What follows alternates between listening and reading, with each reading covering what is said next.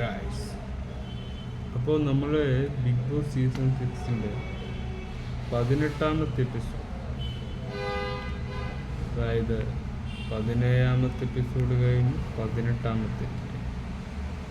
അപ്പോൾ സീസൺ 6-ൻ്റെ എല്ലാ അപ്ഡേറ്റുകളും നമ്മൾ സോഷ്യൽ മീഡിയ വഴി നമ്മൾ നമ്മുടെ ചാനലിലൂടെ സംസാരിക്കുന്നു.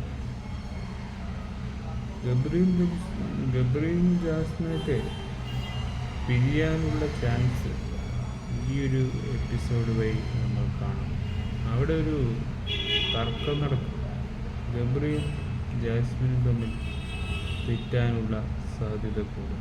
ഇന്നലെ ഒരു പ്രണയ കഥകൾ പറഞ്ഞാൽ ആ കഥയിലൂടെ ഗബ്രിയെ ജാസ്മിനും ഒരു തെറ്റ് ഉരസൽ ഉണ്ടായി. അതും ഋഷിയുടെ കഥകൾ കേട്ട ശേഷം.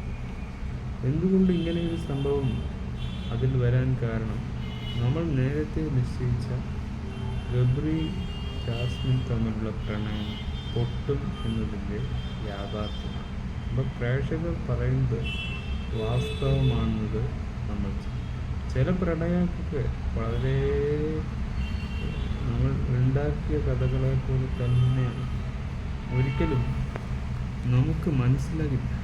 ആ തെറ്റ് നിങ്ങൾക്ക് തിരുത്താനും പ്രണയങ്ങളൊക്കെ പറയുമ്പോൾ അതിൻ്റെ ഗ്രാമീണ പശ്ചാത്തലം തീരെയില്ല. അതായത് ഒരു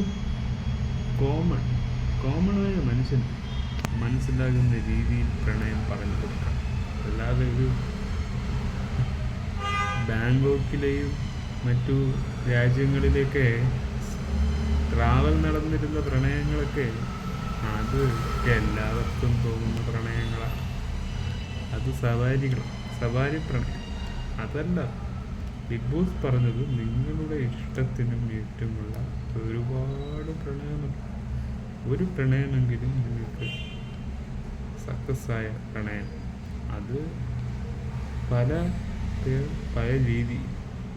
ശരണ്യ തൻ്റെ പ്രണയം സേഫ് സോണിൽ എത്തിച്ചിരുന്നു. അപ്പോൾ പലരുടെയും പ്രണയ കഥകളുടെ ഒരു ചാഞ്ചാട്ടമായിരുന്നു ബിഗ് ബോസ് സീസൺ 18-ാമത്തെ. അപ്പോൾ ഈ ഒരു സമയത്താണ് വൈൽഡ് കാർഡ് എൻട്രിയുടെ പ്രവേശനം വരേണ്ടത്. സീസൺ 6 വളരെ വളരെ ഗംഭീരമാകണമെങ്കിൽ ചില കാര്യങ്ങളിൽ നമ്മൾക്ക് ഉറപ്പ് വരുത്താം.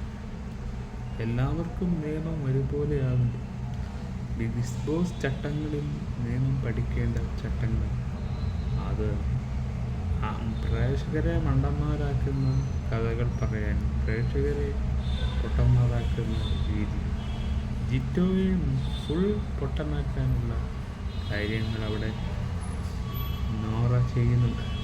നോറ ജിറ്റോ എന്ന പവർ വ്യക്തിയെ അനുസരിക്കുന്ന ഒരു കാര്യവും നമ്മൾ കാണുന്നത്. ജിറ്റോ എന്തു പറഞ്ഞാൽ എതിർ അഭിപ്രായമാണ്. ജിറ്റോ പവർ റൂമിലെ ഗെയിമറാണോ അല്ല പുറത്തുള്ള ഗെയിമറാണോ സംശയമാണ്. ജിറ്റോ പറയുന്നതിനൊക്കെ എതിരെ സംസാരിക്കുകയാണ് നൂറ. ശരിയാണ്, ശരിയോ തെറ്റോ നിങ്ങൾ ചൂണ്ടിക്കാണിക്കുക. പ്രേക്ഷകർക്ക് വ്യക്തമാകും അതൊരു പവർ വ്യക്തിയെ അനുസരിക്കാതിരിക്കാനുള്ള അപാകതകളാണ്.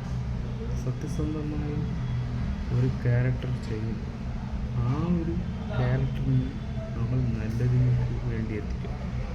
പക്ഷെ ബിഗ് ബോസ് എന്ന പബ്ലിക് പ്ലാറ്റ്ഫോമിൽ തെറ്റിനെ തെറ്റായി കാണാതെ ശരികളെ വളച്ചൊടിച്ച് അതിലേക്ക് തെറ്റുകളെ സൃഷ്ടിക്കുക.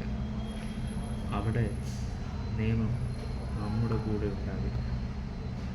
അപ്പോൾ ബിഗ് ബോസ് നിയമവും അതുപോലെ തന്നെയാണ്. തെറ്റിലേക്കല്ല, നന്മയിലേക്കുമല്ല. നമ്മൾ നടുക്കിൽ നിൽക്കണം.